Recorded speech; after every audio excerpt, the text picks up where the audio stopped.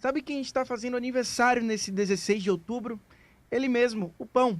Agora, se você quer saber a idade que ele está chegando, aí complica bastante. Os relatos da história apontam que antes mesmo de Cristo já se fabricava pão no Egito. A própria história da humanidade se confunde com a história do trigo, com a história do pão.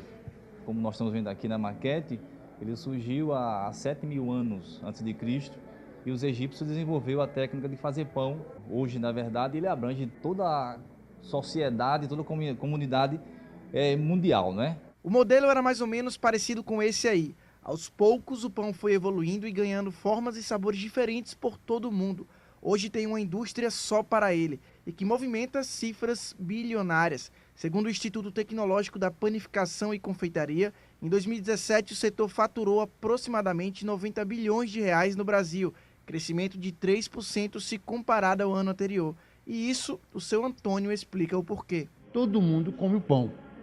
Criança, novo, velho, todo mundo come. Branco, preto, azul, todo mundo come pão. E as padarias hoje, no Brasil todo e aqui em Sergipe, estão se modernizando, fazendo vários tipos de pão que o cliente pode escolher o pão que ele desejar. E o tipo de pão mais consumido no Brasil carrega uma multicultura até no nome. Em cada canto do país é conhecido de um jeito: pão francês, jacó, de sal e até cacetinho. Bom, jacó ou francês, esse é o tipo de pão que costuma não faltar na mesa dos brasileiros. Mas você deve ter percebido que nesse último semestre o preço dele variou bastante. E muito se dá pelo preço do principal insumo do pão, o trigo, que hoje é importado quase 100% aqui no Brasil.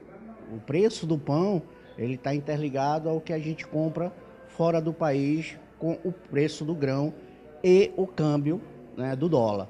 Então uma coisa está linkada à outra. O nosso trigo aqui no Nordeste ele é 100% importado, né, onde boa parte é de grão argentino, alguns grãos que vêm dos Estados Unidos e outros do Canadá. O problema no mercado internacional do grão do trigo, isso reflete internamente para o nosso país e chega até lá a padaria na hora que o consumidor vai pagar um pouco maior, um pouco mais pelo pão. Segundo o CID, a tonelada do trigo importado em números aproximados chegou a saltar de 190 para 310 dólares nos últimos meses. Voltou a cair recentemente para 260 dólares, mas a alta no câmbio ainda não contribuiu para a queda no preço do quilo do pão nas padarias. O preço da tonelada do grão no mercado internacional já baixou. O que nos ainda não permite uma redução muito drástica é realmente a variação do dólar, que nos últimos tempos vem dado de no mínimo 7,5%, 8%, essa variação do dólar no nosso mercado.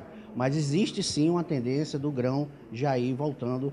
Não acredito que volte aos patamares normais, mas existe realmente uma tendência de queda em função da nova safra de trigo da Argentina que sai agora.